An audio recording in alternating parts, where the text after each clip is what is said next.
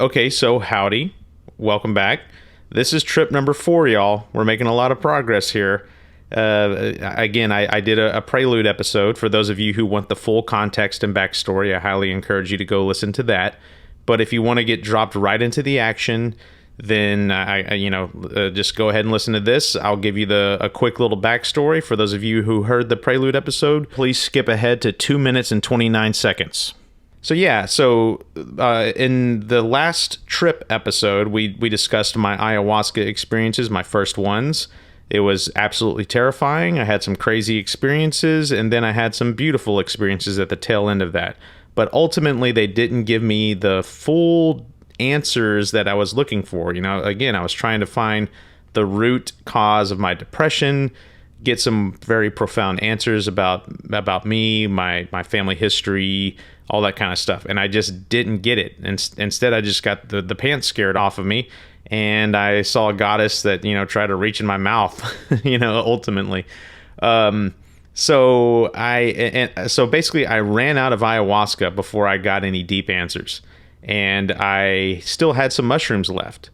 So before I went and spent a ton of money on ayahuasca, I was like, well, I might as well finish the mushrooms I have. Plus, mushrooms kind of are a lot easier on your body. And for me, at least, I tend to get a much more pleasant trip. I still get a deep trip, but I always get a much more pleasant trip. So I was like, you know what? I'm going to go all in. I'm going to finally do my heroic dose with mushrooms. I never quite did that all the way really deep heroic dose and got something out of it. So I figured, hey, let's give psilocybin, mushrooms, another try here. And so that's what I did. I went back to my boyhood home, and the same place where I had my the second trip where I had my first God experience. Decided to go back there. Again, it was still in the process of being sold. It had already been sold, actually, and there was no furniture and stuff. And I brought my girlfriend along, who is such a trooper. But she wasn't there to just sit on concrete and by herself while I was tripping. So I decided to be with her while I was tripping. And I want to warn everyone. So those of you who listened to the prelude episode, you can please join us now. This warning is for everyone. So I just talked about bringing my girlfriend and tripping. I had this experience with her. She didn't trip, mind you. I did. But I want to warn everyone, listen to this very carefully. Be extremely cautious and careful when you trip with someone else in your close proximity. They can actually get brought into your trip. And for me, it was very real. And it was very, very, very terrifying. You'll hear all the details in this episode. Like it's some. You do not want to go there, y'all. By all means, have a sitter, have someone there to supervise you, kind of thing.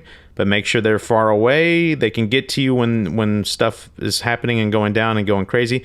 But don't have them in close proximity. Otherwise, I'm telling you, they can be drawn into your trip, and if it goes bad, it can go really bad. Okay. Just be careful. And as always, just be careful in general. So that's it, y'all. Long intro. Again, I wanted to give the backstory for those of you who missed the prelude episode or don't even want to listen. So let's jump in with trip number 4. This one is it's deep, y'all. It's really, really deep. And there's some scary stuff thrown in there too, but overall deep stuff. Let's give it a listen. And I'll see you on the other side.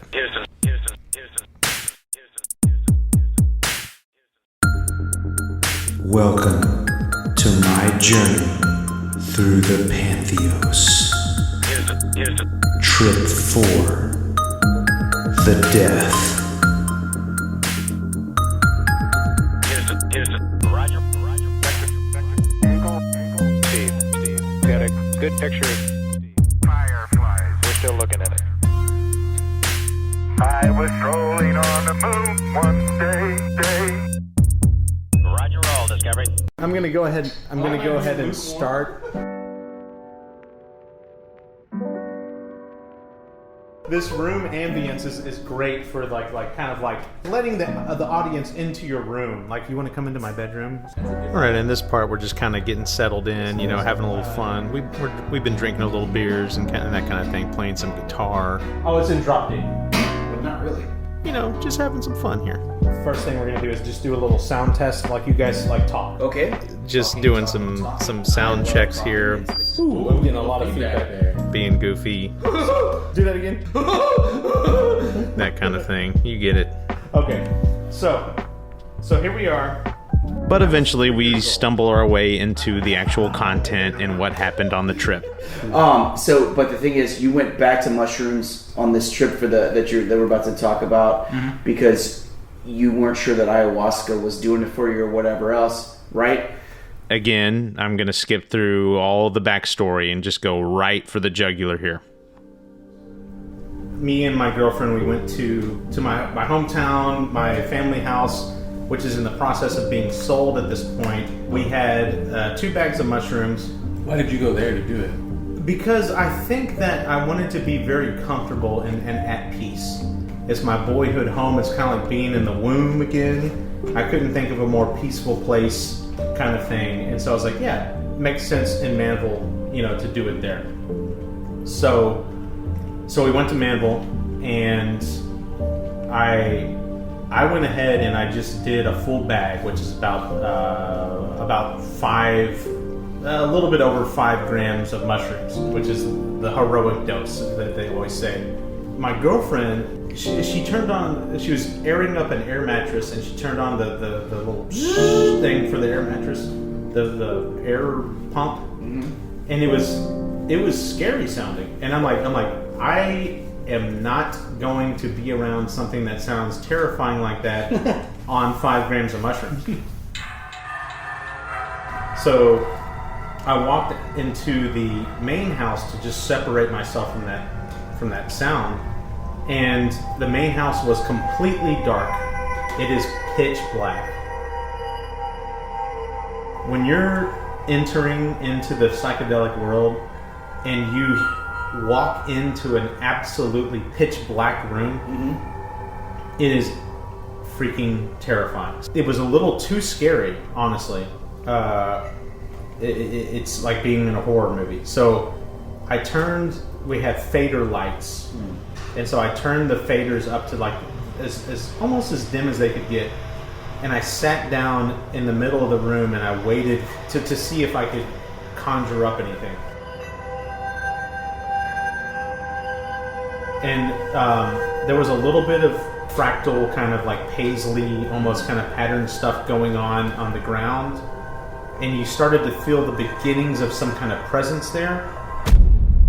And that's when it hit me. I've been in this room too long. I need to go find my girlfriend. Like, she's in the pool now, and I've been in, and I don't know how much time has passed. So it's like, oh. So when I walked outside, she was in the spa part of the pool. And as I approached, she was looking at me, and I was like, hey, look, I'm sorry I was gone for a while. I lost track of time. She's like, hey, no big deal. And I looked at her. She looked completely normal.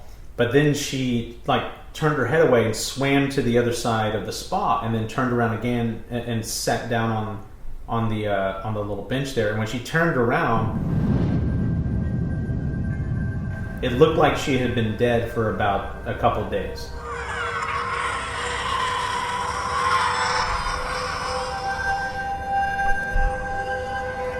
And what I mean by that is she was ghost white, looked like she had been drained of blood. Her cheeks were sunken in and her eyes were recessed. And this was the most terrifying part, is she was crying black blood out of her eyes.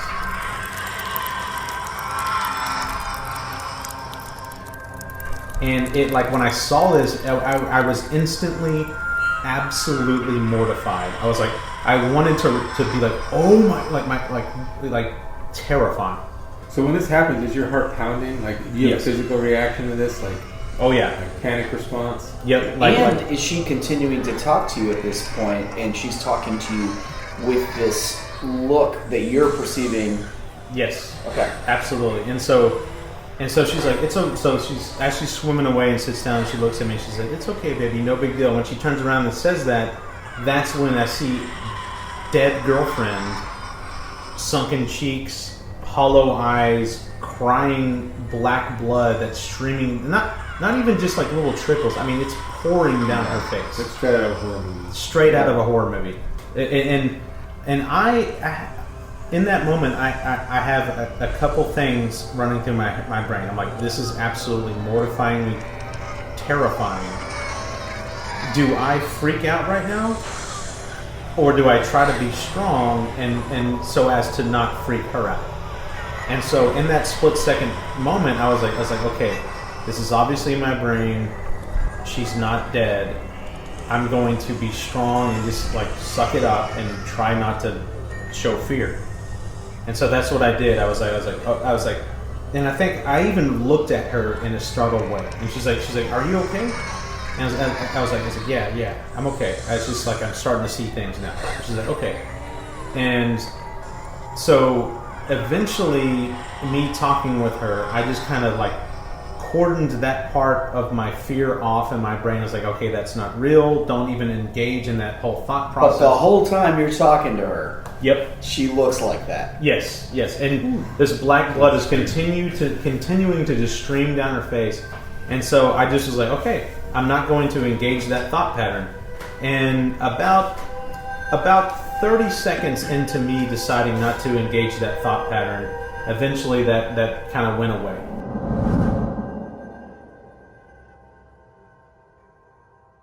And I was like, okay, I'm back. I'm like, okay, everything's cool. And so at this point, she's like, are you going to get into the spa? And I was like, I don't know. I was like, it's probably a bad idea if I get into water, like when I'm 5 grams into mushrooms. I was like, here's an idea. Dry off. What we'll do is we'll set up a little pallet right outside of the pool. We'll just lay down, listen to music, look at the sky, and just chill. And she's like, okay, cool. I'm still starting to, ease my way deeper and deeper into the mushrooms. And I set up the pallet. Then we get into phase 2. Phase 2 was one of the most beautiful things I've ever experienced in my entire life. So I put the Bluetooth speaker down. I push play. We're listening to some music. It's the Funky J.A.'s, we back. We're listening to my girlfriend's playlist, which is a lot more playful and vibrant and fun than mine, And slowly but surely, the mushrooms started taking more effect. I noticed a couple things right off the bat that was amazing, and it was the landscape of the yard with the moon. It was a full moon that night. The reflection of the moon on everything. The mushrooms enhanced that moonlight and made it very fluorescent but diffuse at the same time. And it made everything look like a painting. In fact, it made it look like Vincent van Gogh's Starry Night. And there was a little beam of light that was bisecting the whole frame of my vision. And there was this beautiful, like, orangish light of, I can only describe it, it was just a light of happiness and warmth. It looked like it was being channeled directly into my girlfriend. And it makes a lot of sense, though, because she's such a happy person. And I'm not, and that's the juxtaposition that was reinforced in the moment. And then to add on to that, she started doing shadow puppets of all things. And I was sitting there in absolute amazement of what I was seeing. Like I said, I'm prone to depression. I came into the night already being anxious and sad, and I'm like upset with myself. And my girlfriend, who by the way has a very stressful job, like by all accounts, she should not be this happy. She couldn't care less. She's over there, not a care in the world, blissfully unaware of any issues or problems in the world, or with me, or with her, or anything. and she is in the moment playing shadow puppets. And I was just taken aback by that. I could not believe what I was seeing. I thought to myself, how is she doing this? And then right about the time that I thought, how is she doing this? Bam. I felt her consciousness and my consciousness merge. And I was able to see and feel the world how she felt at that moment, in the moment.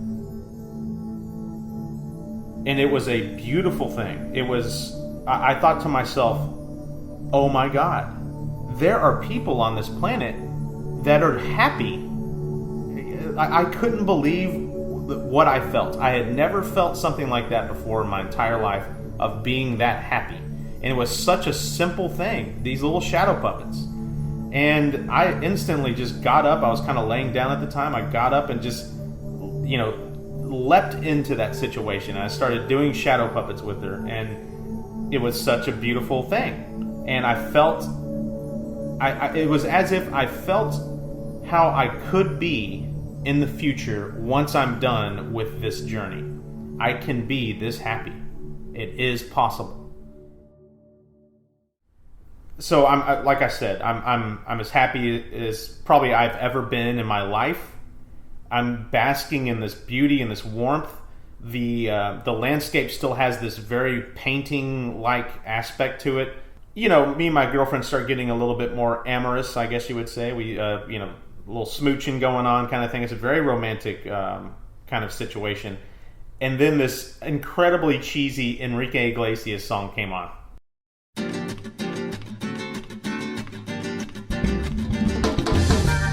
And we both start cracking up because it's kind of ridiculous. And so that just adds to the humor of the moment. And we're just having the time of our lives. And it's so beautiful, like, again, caught up in this beauty. And that's about that time is when the song ended and the next song began. Where we kind of take a little, we're like, okay, well, what are we going to listen to next? A Billie Holiday song came on. And for whatever reason, I was like, Billie Holiday is what we need to listen to right now. We need to listen to a lot more of that right now. I'm feeling that. Let's do it. And so she turns on like some Billie Holiday channel on her phone. And that's when it started to get amazing. I'm talking about 20 seconds into the second song, that same goddess that I've seen the past 3 times on ayahuasca float down from about where the barn is at my house. And I'm at the pool, so this is a good like 50 yards away. I see that same iridescent, angel-looking thing, and this angel figure was about the size of the barn. And so did it feel familiar, like, oh, hello again, or was it just like a new experience again? Absolutely. I instantly recognized it when I saw it. I was like, oh, you're back. And I told my girlfriend, I was like, hey, remember the goddess thing that I told you that I saw? She's like, yeah. I was like, it's back, and it's right over there. And of course, my girlfriend couldn't see it, and she's like, oh, okay. And I was just like, yeah, like, I'm looking at it right now. It's there. It's there. She's like, okay. And I was like, it's awesome. It's beautiful. It's absolutely beautiful, And the next song comes on.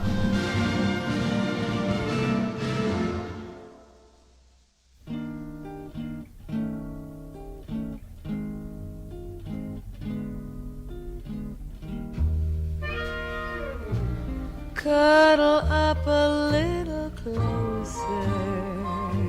This next song that came on was just unbelievably beautiful. I don't remember the name of the song because I was so far gone at that point. But it was one of those songs that you just close your eyes and you're like, oh my gosh, listen to that. I closed my eyes for a second and then I opened them back up and the goddess was gone. And I was like, where did it go? And I noticed that it had moved from the barn to now it's right behind the first tree of the mound. You know the mound behind the pool? Yes, which is it's on the side of the pool. Yeah. Now it's like 20 yards closer than it was before. And I was like, it startled me for a second. I was like, oh my gosh. And then the song, it was hovering there, and then the song hit this like this change, like a pre-chorus kind of thing where it changed and it got even more pretty. And the angel dematerialized and dissolved into this like cloud of beauty that swept through the trees that were on the mound. And when it swept through these trees, all those trees started dancing in this slow kind of swaying motion, like you would a waltz almost.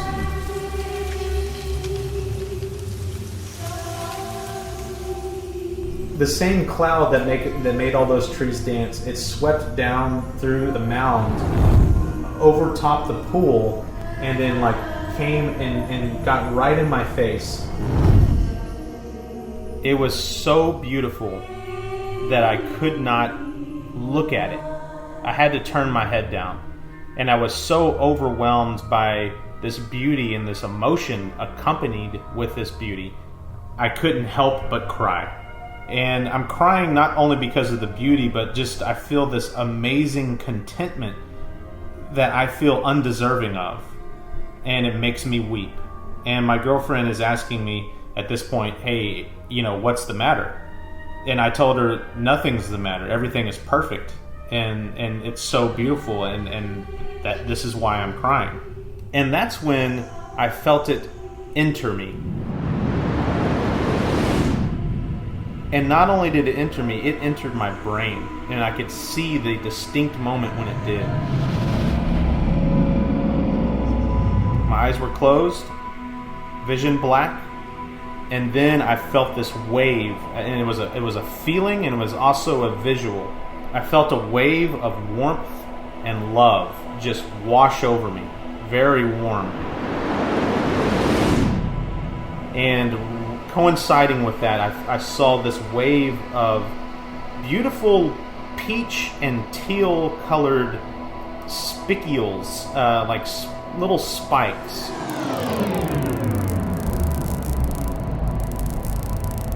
And it was an entire world of that in my mind, a whole landscape of this like breathing and swelling spicule, peach and teal, very, very beautiful.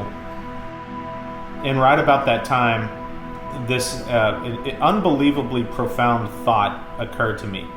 It didn't occur to me, it was implanted by this goddess that had just possessed me.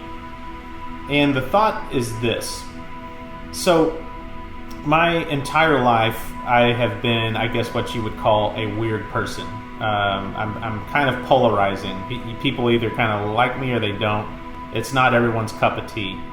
And so I've been very self-conscious about that my whole life. Like, am I being too weird for this situation or for this person right now? And I've been very apologetic about it my whole life. It's all self-reflective loathing. And I got this message directly implanted in my brain of, hey, it's okay to be weird. You are beautifully weird. And there's nothing wrong with that. And in that moment, it was as if I had been given permission to be myself and be proud of that. And I remember sitting up like a man possessed, sticking my finger up into the air and proclaiming for all to hear, I am a weird guy.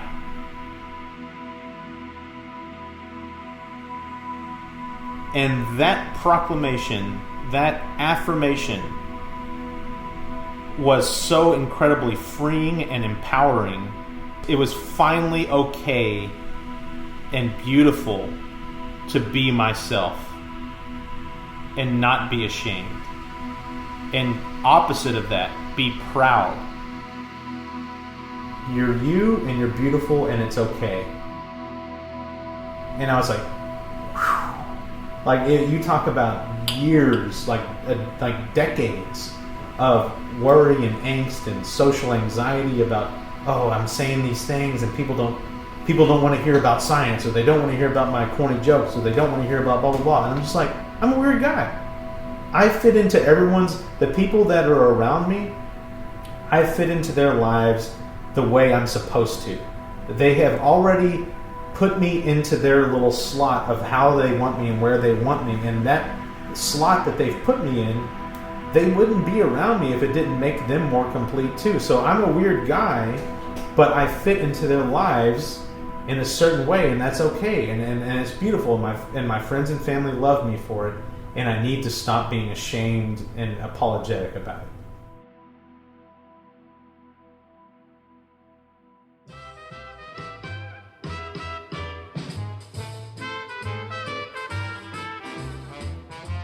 So about then, that's when I started to see, so that thing that had possessed me, that angelic being that had possessed me, had left me.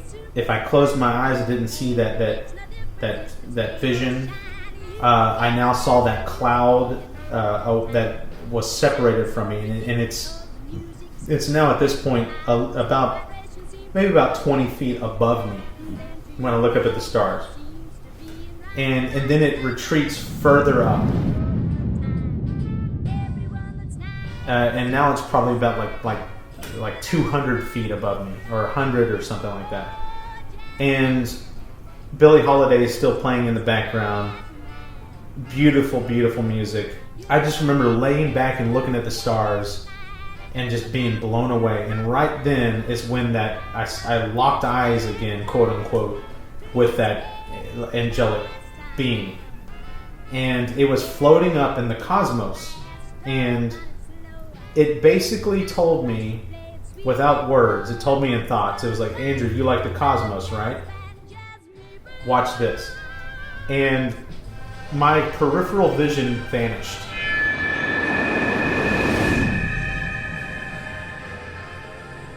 And I was in space.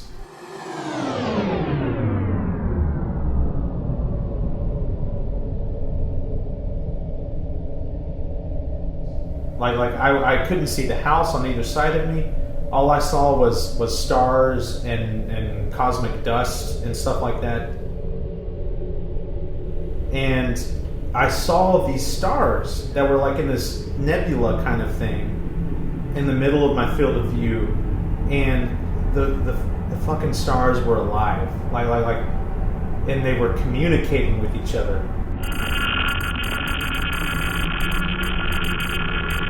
And I saw these little paths of communication through them. And all of a sudden, I felt a heightened sense of consciousness that I've never felt before. I felt this incredibly heightened, in-tune moment where I saw the cosmos as being alive. So I was like one with those stars, and I felt how ancient and old and beautiful they were, and I felt, this is going to sound crazy as shit, all of eternity in one moment.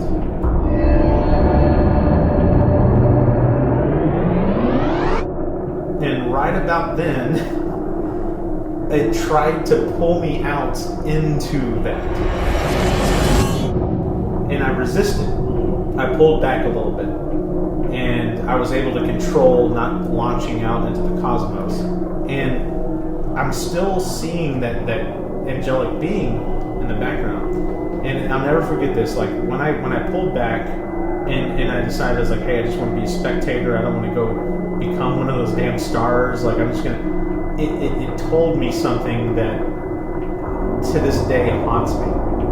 It said, I'm glad you're enjoying what you're seeing. And I know this is all beautiful. And it said, but.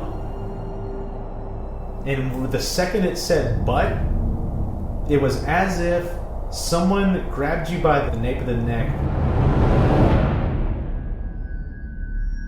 like the strongest person you've ever, and just grabbed you and pulled you to them as hard as they could, and said, I can end you and everything you love right now in a moment.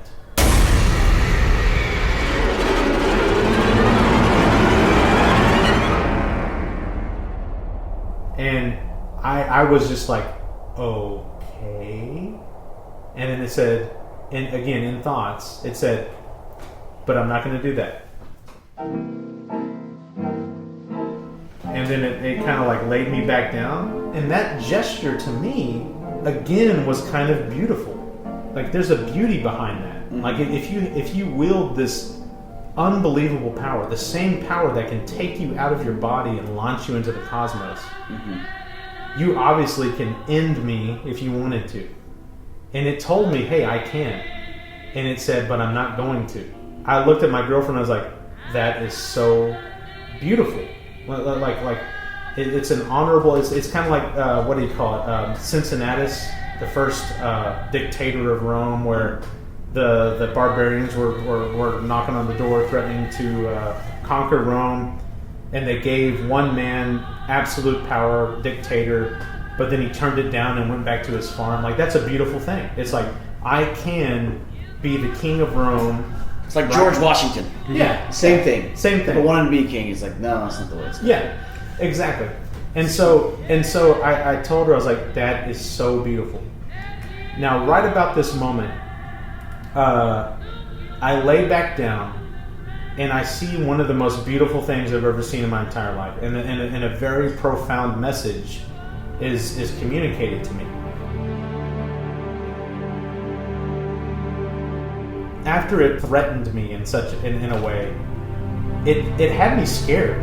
It had me kind of terrified. I was like, okay, it's beautiful that it said that it's not going to do this, but it's also kind of scary that it could.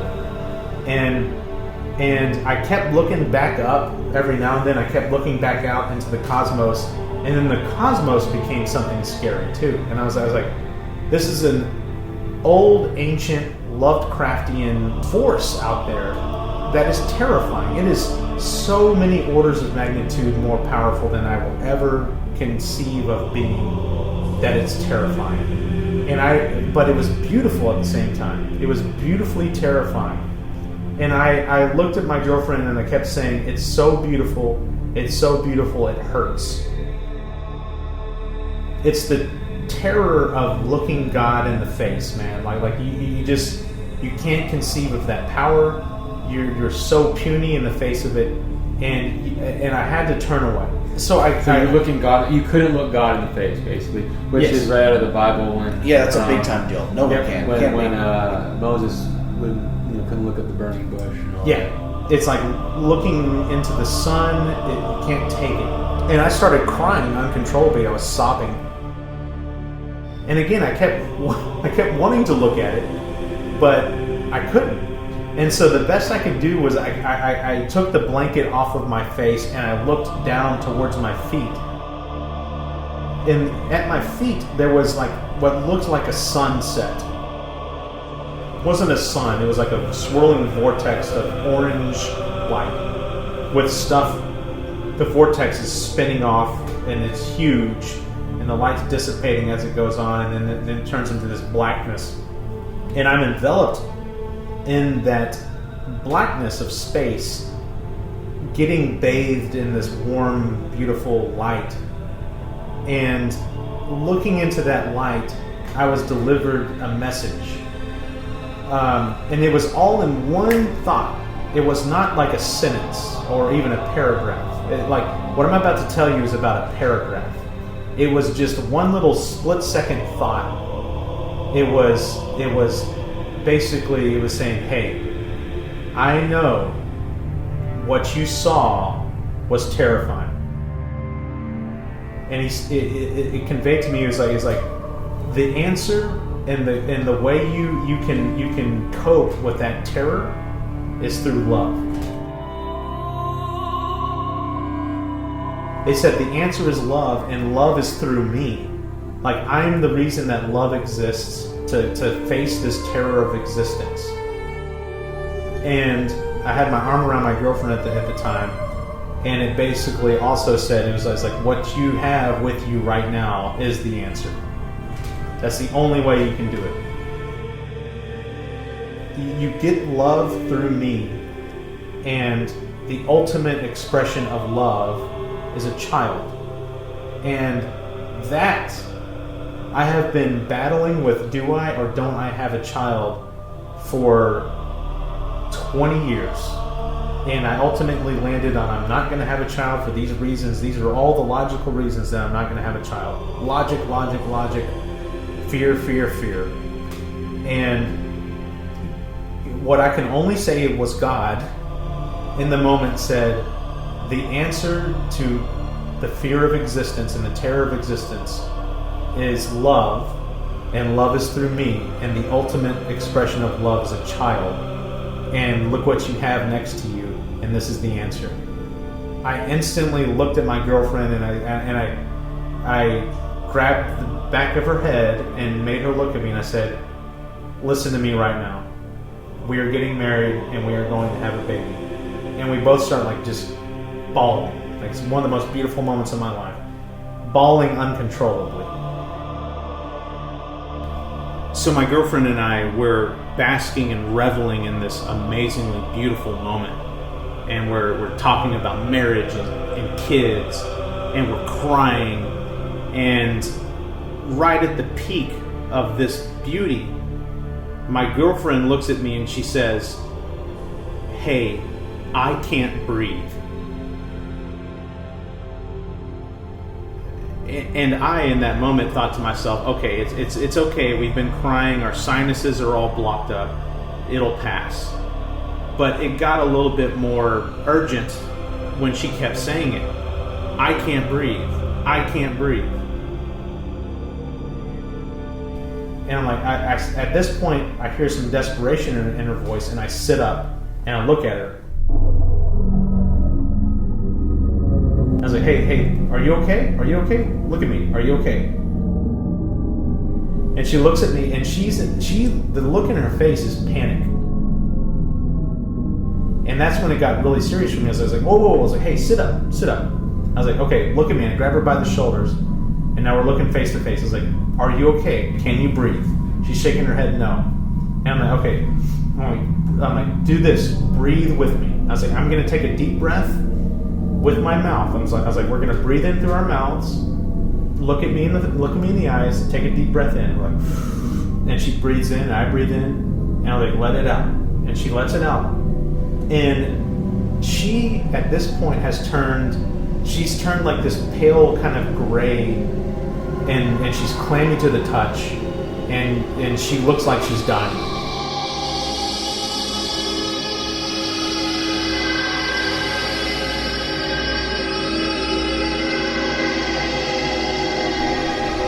It has went from absolute beauty to absolute terror in a split second. And now things are getting really serious. I'm like, hey, I'm like shaking her, like now, and her eyes are starting to roll and stuff. And I'm shaking her. I'm like, hey, whoa. Like, don't lose focus here. Look at me in the eye, and we're breathing. All right, we're gonna do this together.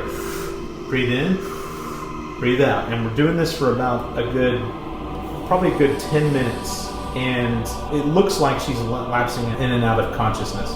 Absolute sheer panic in my head at this moment.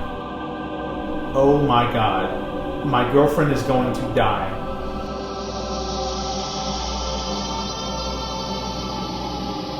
I am in a completely disembodied, inebriated state. There is a lot of crazy stuff going on, and I don't know if I can help her. In the state I'm in, I could potentially just make something even worse. And on top of all those thoughts, then I start thinking, she's going to die, and you are the reason she's going to die. This whole thing was my idea. I wanted to have this amazing experience, so I took all these mushrooms, and now that action, this thing, whatever it is, it wants her dead, and I caused this, and there's no way out. You dumbass, you loser, you piece of shit. Your actions have just killed your girlfriend.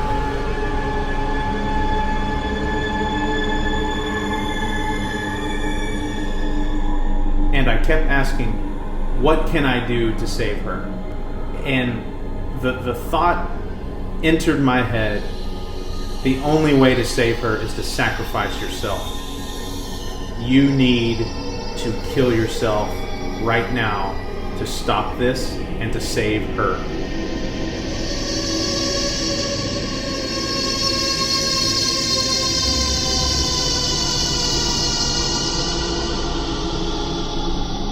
So I'm looking at the swimming pool, which I'm right next to, and I am moments away from drowning myself in front of my girlfriend, thinking that it would help. But I didn't do it. And mostly because I thought to myself, if I'm not here to help her, she could just as easily die. Furthermore, what if I throw myself in the pool and drown myself, and she was never really in trouble in the first place, and this is all in my head, and now I'm dead, and I killed myself in front of my girlfriend? So despite the clear messaging of I need to do this, I pulled back and I waited it out. And eventually, she came to. She could breathe again.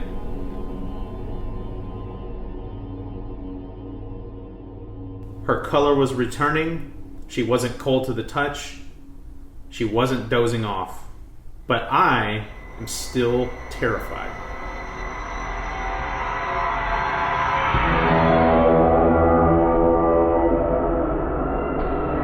And right now, that God entity, so it is now retreated out into the yard, and it's looking. It's now kind of like a spectator. It's just watching all this happen.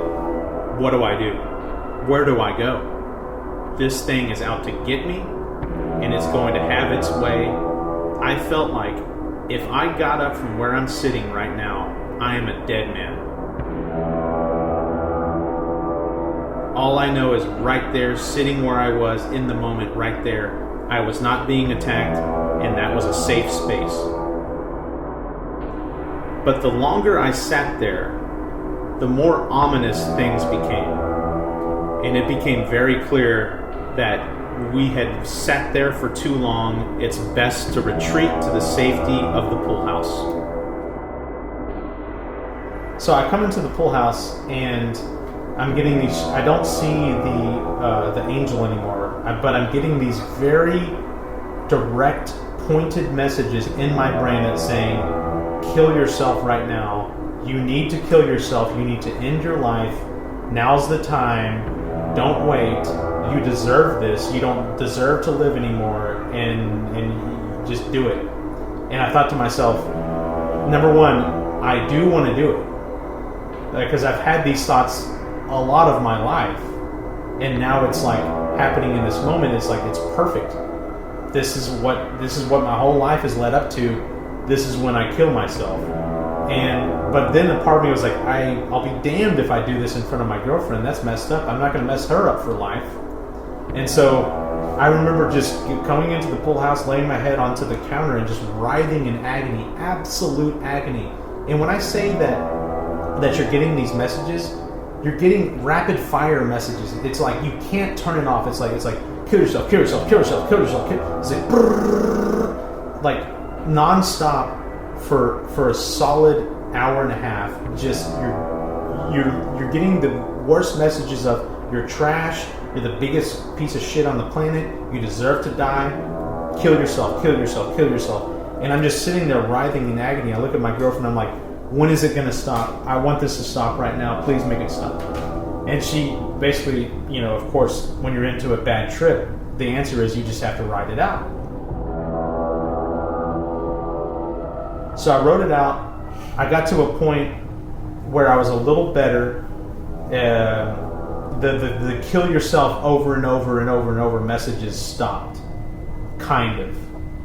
And I looked at my girlfriend, and she was still kind of palish, ghostly white, still looked like she was on the verge of death, kind of. And I was like, "You're not going to bed. We're going to stay up all night. And by the way, I'm never going to do psychedelics again. Like, this is messed up. Never doing them again." I eventually calmed down enough. We lay down, and we start to kind of go to sleep. I originally was like, "Hey, you're not going to go to sleep because I feel like you're going to die if you do." But we convinced each other after enough time that she's going to go to sleep. and we'll set an alarm for 30 minutes. We'll wake up and we'll see if we're still okay. And as I'm going to sleep, I'm still not quite over the whole "you need to kill yourself" thing. And I'm not joking around, guys. In my head, I was thinking to myself, okay, tomorrow I'm going to call my boss at work, and I'm going to tell him, hey, I'm done. I know I'm a pivotal person on this project, but as of now, I am off this project. There's not going to be a 2 weeks notice. I'm done, and I'm going to probably check myself into a mental health facility. And I'm thinking that, but I'm also thinking, like, do I check myself into a mental health facility, or do I just get in my car and I drive somewhere out into the desert and find a canyon and just drive in there and just kill myself, you know? And guys, when I say that I was going to do it, like, for sure, the next morning when I woke up, I was like, I'm going to do it. Like, that's it. That's the rest of my life. You know, I have 2 days to live, basically. So you went from like ecstasy to wanting to kill yourself. Yes, absolutely. I remember looking at my girlfriend and I kept asking her, I said, it was a very particular phrase, should I go on? And she was like, what do you mean? And I was just like, because I wasn't telling her that I was thinking about suicide. And I didn't want to scare her too much about it. And so I just kept asking her as I was like, should I go on? And she's like, yes, you should go on. And as I was like, I don't think I should. And she's like, yeah, you should. You're a good person. I was like, I am not a good person. I know in my soul that I'm not a good person and I do not deserve to go on. And she's like, yes, you do. And then I said, why? And she goes, because you have the capacity to be better.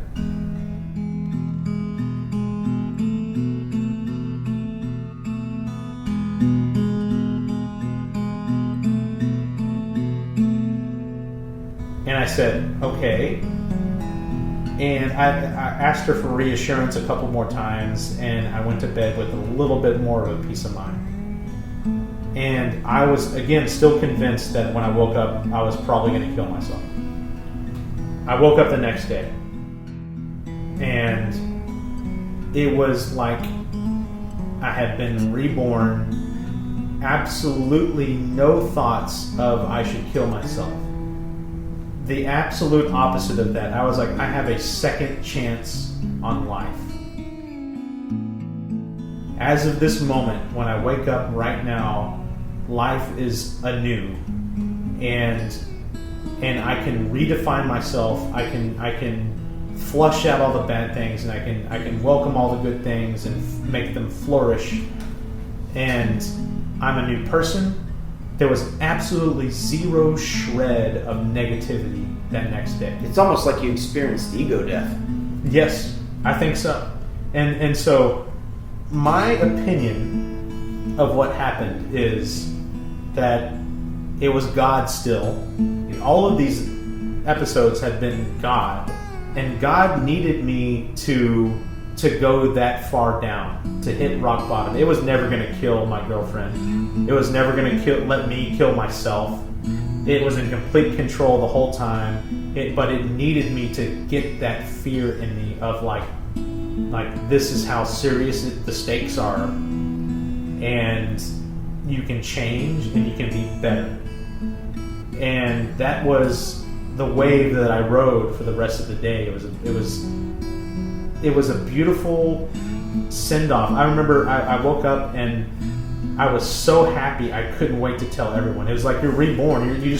You're so excited to be alive and happy to be alive, and all that bullshit that they talk about, like, oh, the air smells sweeter and water tastes like nectar, and you know, it was true. I was just so happy to be alive.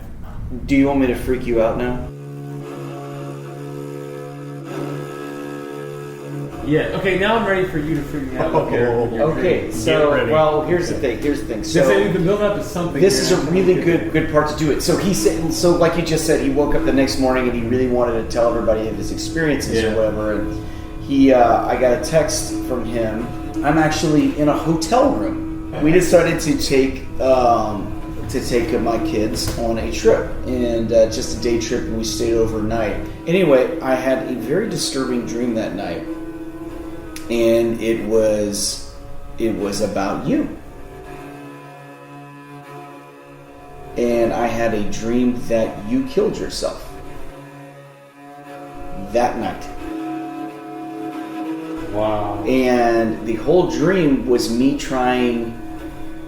being told that it had happened, that you had shot yourself, and then me going to different members of your family, trying to get information because couldn't figure out why you had done it. It was so out of the blue. Everybody was kind of like, nobody knew what was going on or whatever else. And I woke up and it was very disturbed, so much to the point where I was texting you when you texted me. Whoa. I didn't know that part. Yes, I was literally typing out the text asking if you're okay when you texted me. Crap. And I don't even remember. I'm gonna look at my phone right now, and I don't know if I remember if I have the exact text. And it was just amazing, the coincidence or whatever. But it was like, Okay, here it is. I found it. I found it. I'm gonna read it. I'm gonna read it out loud. All right. Okay. So I said basically at 8:29 a.m. that I took a heroic dose, studded up, and then I told you the messages I received throughout were unimaginably life-changing, just not in the way I expected. It definitely changed my life, but it's like going through D-Day to change your life. And you said, so I think I have something that will freak you out about this that I'm wondering if I should wait to tell you. And I said, fucking tell me. And you said, I really don't want to tell you. I had a really hard time sleeping last night, but when I finally fell asleep, I had a long drawn-out dream. I usually do not recall my dreams. That you killed yourself, and I spent the whole time trying to figure out why and to locate the gun. I think it happened at my old house for some reason. Yeah. Okay.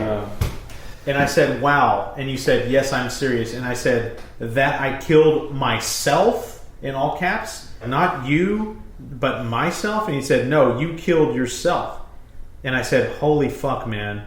And you go, it was very strange and no one could figure out why. And I said, well, that's the message I took from the end of the night, is that I should. I am not going to do it though, man, but holy shit. I'm not, man. Like, you were worried. You were like, I was worried because I was Yeah. worried when you hear somebody say that. like I And basically, no context. I mean, if I'd heard what you said, I would have felt better about it. But I'm like, well, great. He's decided to kill himself. yeah. What do you say at this point? You know?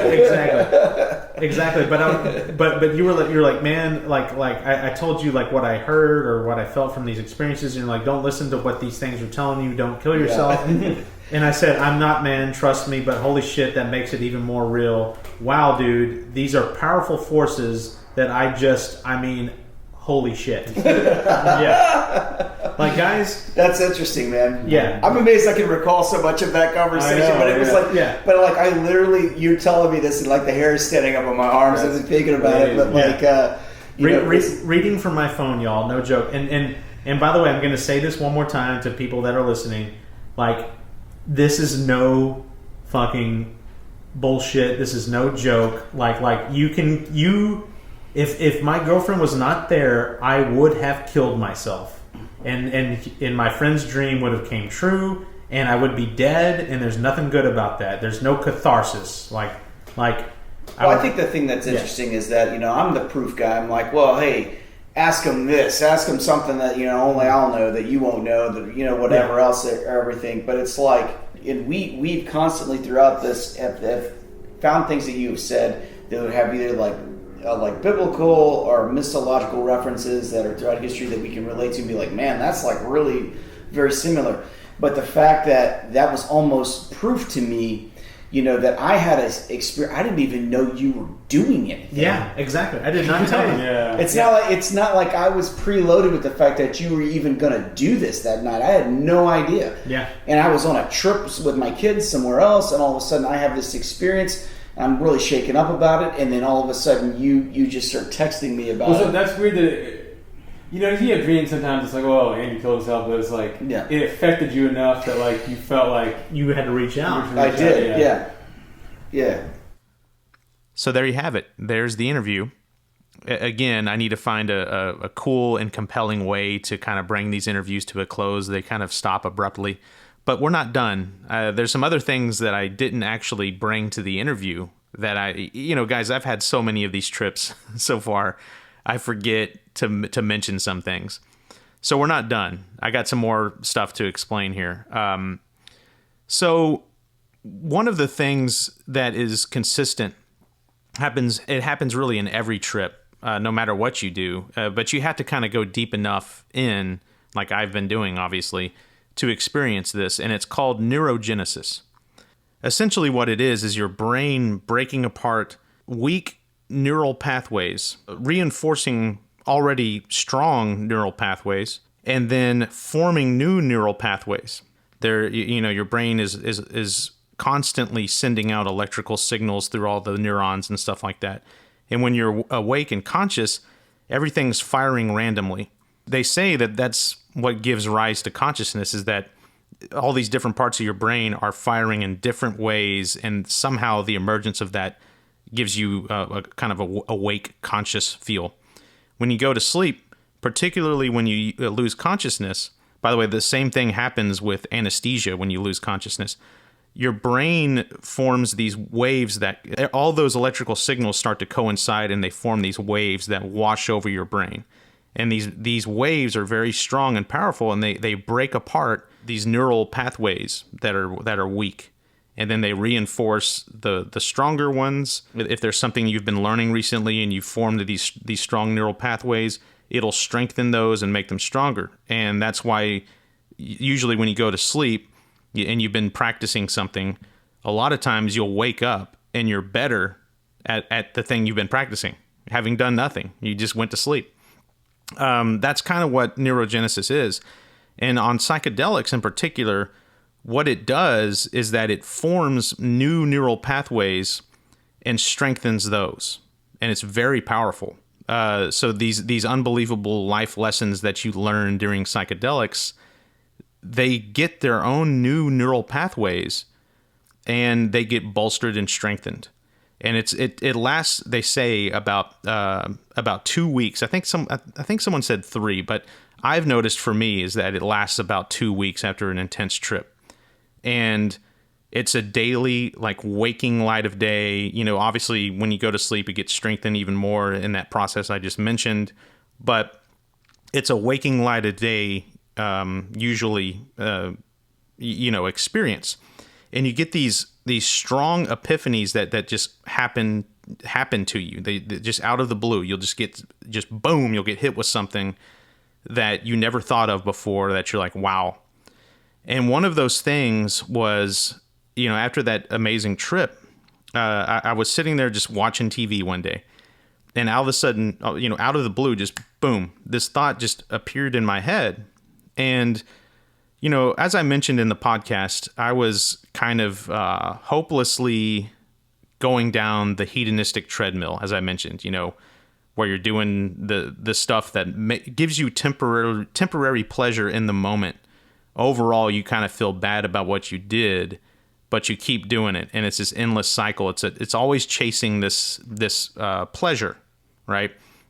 And the thought occurred to me when I was watching TV a couple days after my trip, that if I truly don't like myself, which I haven't for most of my life, if I truly don't like myself, why in the hell am I giving myself rewards constantly?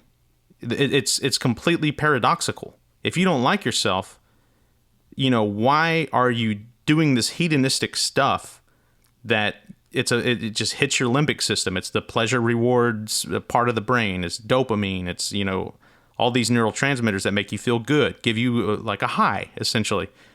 You're and these neurotransmitters are instinctively built into us for a reason, for survival. You're not really supposed to encounter this stuff that often. So when you encounter something in the natural world that gives you a dopamine burst, it's a reward built into our existence that basically says, you're doing good, keep doing that, you're kicking ass at surviving. So if you can shortcut that, which humans have figured out, and find a way to constantly give yourself dopamine hits, all you're doing is rewarding yourself for nothing. And so there's the paradox. If you don't like yourself and you don't feel yourself deserving of rewards, why in the freak, I'm going to try to stop cussing so much, y'all. Why in the frick are you rewarding yourself constantly with that? And so I got that message, like, why are you rewarding yourself all the time? There was a message that accompanied that one that was deeper and was a way out of the endless hedonistic treadmill. And it's basically that I need to start engaging in mental discipline to stop succumbing to every single indulgence that enters my brain. Because what happens is as I indulge in that thought or that behavior, and I end up hating myself for it and beating myself up. But there is a positive way to beat yourself up, like a more wholesome way. And essentially it is denying yourself those indulgences. If you haven't deserved this reward, then don't just mindlessly take it. If you deny yourself these indulgences and only treat yourself when it's warranted, then that flips the script. It's essentially a healthy way to beat yourself up, and you will become a more positive and happier person as a result. And then your rewards become even more rewarding. So that was a big one for me. I had been just not even kind of doing that for most of my life. And so I was like, hey, it's time to rise to the occasion. And it's a daily struggle, y'all. So that was a big one. That was one of the bigger ones to come out of my neurogenesis. There were some other little things here and there, but they're really not worth even mentioning per se. But I did mention, that there are some strong dreams that come out of this too. And for me, it's usually not dreams, my neurogenesis. If they are, I usually forget them. But there was one dream after this experience that really hit home, that I remembered and hit home hard. So most of my life, I wanted to be like my dad. My dad has always been my hero. And, he got married right out of college, and he started, him and my mom started, having kids like essentially then, right? And so I was always like, hey, that's just what I'm going to do. And then as I got in college and after college, I kind of questioned my whole reasoning for wanting kids in the first place. And I was like, why do I want to bring a living, breathing being into this world? And I narrowed it down to, hey, it's for selfish reasons. I want to have purpose in my life, and that's a selfish reason to bring a being, a mouth to feed into this world. And so I kind of just gave up and said, I'm not going to have kids. And furthermore, I was always terrified that I would have a kid that would have something wrong with them in some way, and I just couldn't imagine bringing something into this world. And so the trip that I had, the trip that this episode is about, was instrumental in kind of snapping me out of that thought and hitting home with the concept of the best or the only way to combat the terror of existence is through love. What I could only say was God was telling me that it wants us to love, and it wants us to find someone and pour all our love into that person. And then the ultimate form of love is a child. And it was very clear on that. Very, very clear. But I still was cautious and trepidatious about that. And I had this dream. And this dream was kind of brutally like in your face, like deal with it kind of thing. And it was essentially my mom had, for some reason, had another child, even at what is she, like 60, 65 now or something like that. But for whatever reason, my mom, in your dreams, you can't control what makes sense and what doesn't, right? So she has another child. Me and my nephews, for some reason, we all go to the hospital to pick my mom up. And we pick my mom up, and she is just kind of stoic and just, all business. I mean, she's been there before. She's had 3 kids. She's helped raise grandchildren. She raised her own brothers and sisters. It's like she knows how to raise kids, period. She gets in the car, and in my dream, again, it doesn't make sense, right? But the baby is in like a little plastic tube, and it's a zygote, or an embryo, or whatever you want to call it. Already off the bat, I'm like, oh my God, this is not right. But I look at my mom, and she's totally calm. So my little nephew, he was like 1 at the time, right? He was sitting in the seat next to me. And my mom hands me the little tube with the embryo in it. And I'm looking at it, I was like, oh, that's cool, I guess. I mean, it's life, it's beautiful, but it's a friggin' embryo. I got to be very delicate with this. And right when I say that, I look up and I look at my mom or something like that. She's driving the car. That's funnier. And then I look down and the tube is no longer in my hand. My 1-year-old nephew has the tube and he has opened it, and the zygote or embryo or whatever has fell out and fell onto the floor of the car. And I freak out. I was like, oh my God. And I yelled at my mom. I said, Mom, the baby, or whatever you want to call it, is on the floor. It's in a very delicate state. It's an embryo. Like, we probably just killed it. And then I looked down and I saw it was still kind of like moving or whatever. And my mom turns around and she's just very calmly, she says, it's okay. Put it back in the little tube and it's okay. We're all going to handle this together. And I said, what do you mean? I was like, we probably just deformed this thing for life. And she says, it's okay. Whatever happens, happens. We will show it uncompromising love regardless. And if anything really is the matter, whatever it is, whenever it gets old enough to understand, we will have a discussion with it. And we will, everything will be okay. You can hear me getting emotional right now. And it's my mom's stoicism in the moment, me surrendering to her expertise, that finally closed that chapter, that fear in my life of bringing a child into this world that's terrifying, and what happens if it has some kind of ailment or some kind of issues, some health issues. I would just be mortified and terrified and disgusted with myself and would want to die if I did something like that. And there was my mom looking at me, strong, poised, in control, in command, but not dominant. A loving command. And she said, everything is okay. It's fine. We're going to get through this. And that really hit home. I mean, I guarantee you, we all have friends. We all know someone, probably someone listening to this right now. You have a child that has an ailment, some kind of birth issue or genetic, this, that, or the other, whatever the case may be. You are dealing with it. And let me ask you this right now. Do you love your child any less? Do you want to take it back? The answer is no. And so that really hit me hard. And I woke up and I just had a completely different mindset, different outlook on children and the fear of raising them. And again, yes, it can be terrifying, right? But it's also, these same people that have these issues with your children, is it still not the most rewarding thing you've ever done? Now, I can't say that because I don't have kids, but I've heard people say this. I've heard my mom and dad say it all the time. I hear constant people tell me how amazing it is. You wouldn't take it back, ever. So that was a big one. So yeah, when the smoke cleared on all of this, unpacking of my trip, the overall experience was extremely positive.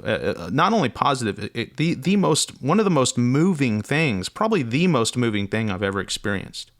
And it's crazy. The day before my trip, I just kind of happened upon one of the most amazingly, profoundly beautiful pieces of music that I've ever heard in my entire life. And anyone who knows me knows how much I love music.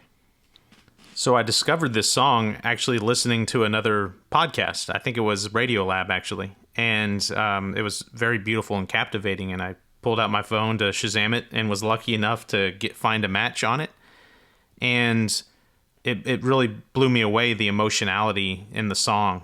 And little did I know that exact emotion and feeling from that song would perfectly represent the trip that I went on and how I felt the next day as a result.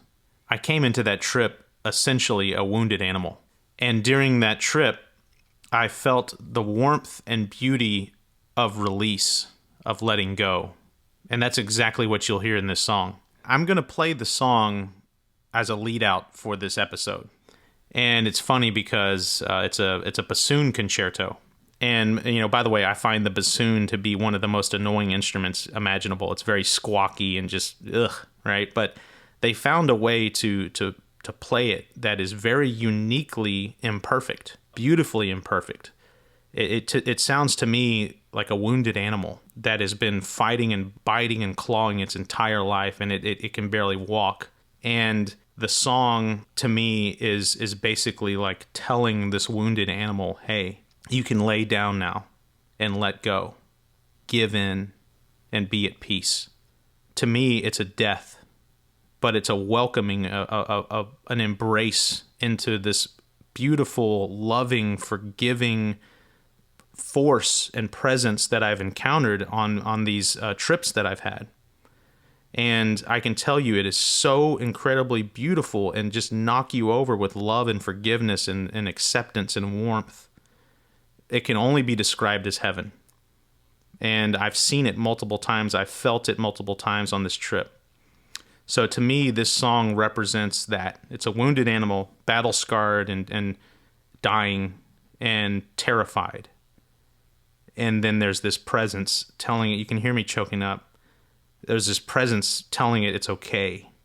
Lay down, give in, and be with me. And it's a beautiful song. That's I can't get through it without crying, y'all. Like, you can hear me choking up right now just talking about it.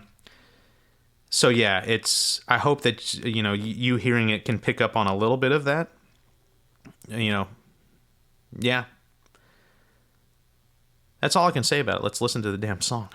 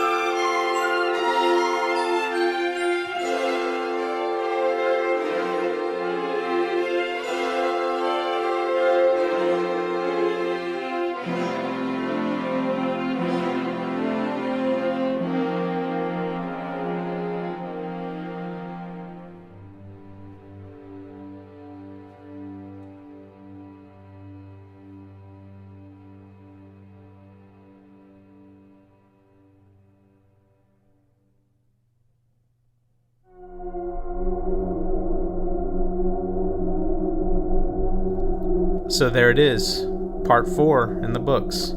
Amazing stuff, y'all. And this experience, like I said at the beginning, a mix of extremely profound with absolute terror mixed in. This experience was kind of a prelude, kind of an introduction to the much deeper 5th experience, which, if you thought this was deep, guys, all I gotta tell you is, the words cannot explain how deep this next one goes. I'm gonna try not to give too much away, but Adolf Hitler makes an appearance. Crazy deep stuff, y'all. And there is a deep-rooted reason why he makes an appearance. Stay tuned. Part 5. Strap the fuck in.